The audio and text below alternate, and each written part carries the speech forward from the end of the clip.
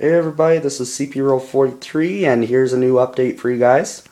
So, like I promised in the last update, I would get you guys an update as soon as this car was finished. Well, I guess you may have seen my video that I posted right before this today, and that was the whole entire train here, which is pretty long here. Like with these two intermodal cars and the SOO Line hopper, which I'll talk to you guys about later. The ES44 way all over there, and the end of my train right over here. It's just a little less than half the entire circuit, but it is still pretty long. Definitely the longest it's ever been. So that's something that I really like to congratulate myself about, I guess. I'm really getting along with the layout and stuff like that, and I've come a long way from since I first started it. Anyways, the Intermodal. So I finished up this second car here. Funny story is I had started working on the car just like soon as after I got the update posted, and in like 3 hours later, before I even knew it, I was actually finished the car. Just had to let the glue dry. It was quite something, I'll tell you that. But I got everything done. You may have noticed that I've got couplers on both ends and a coupler here. So the drawbar was a bit of a fail. The arm is way too thick, so it wouldn't allow the cars to turn properly on my curves. So what I had to do is just find some more couplers. So I took one coupler off of the Ontario Northland hopper, along with its metal wheels, because I needed those. And I found another coupler that wasn't being used, so I stuck it on the other car. So other than that, everything looks great. I had to do a little bit of modifications to this one. It's unlike that one where I didn't have to do any modifications to the other side other than just put it together. But here, for some reason the trucks didn't want to turn on my curves, locking up and then derailing the car. So I had to go underneath there, and I had to file down the edges and allow the wheels to turn in more, and to allow that truck to turn more. And everything works. It's now fine, so I'm glad it was a simple fix. Nothing too complex and stuff like that, or I'd use more sophisticated tools and stuff like that.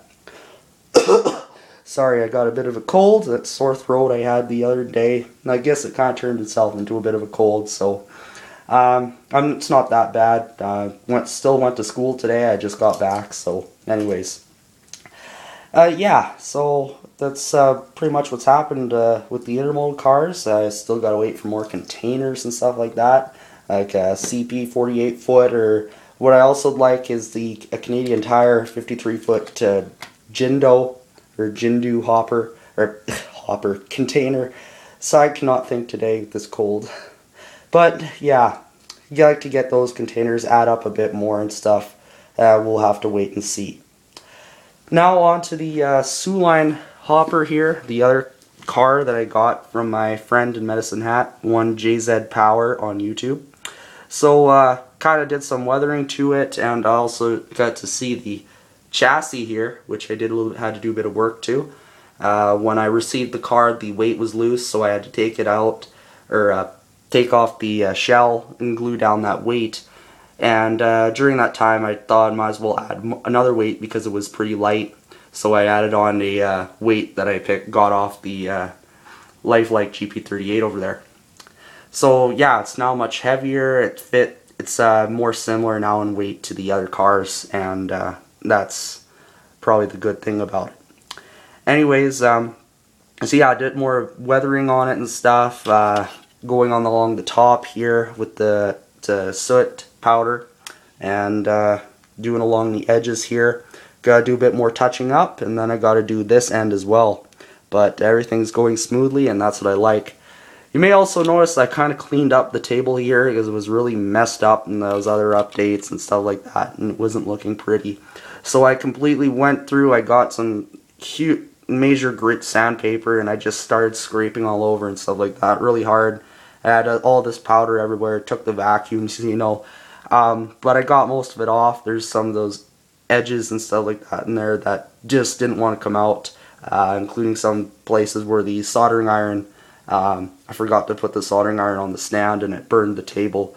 Not catching fire. I haven't had a fire with that soldering iron ever, and I don't even know how to get a fire on it anyways. They'll just leave it sitting there or something, I don't know. You get smoke, but no fire. Thank goodness. But yeah, anyways, so that's what's happened with the SOO line hopper, and hope to get it back on the chassis there once it's finished, and then I can run the trains a bit more, which would be awesome. And you also get to weather this hopper here, and may even weather the containers as well. Not sure when or how, but probably have to do a bit more research with how containers look, and we'll see how that goes. So yeah, I guess that's about it with the update. Got nothing really else to say. So yeah, I hope you enjoyed it. And until next time, this is CPR43, and good luck.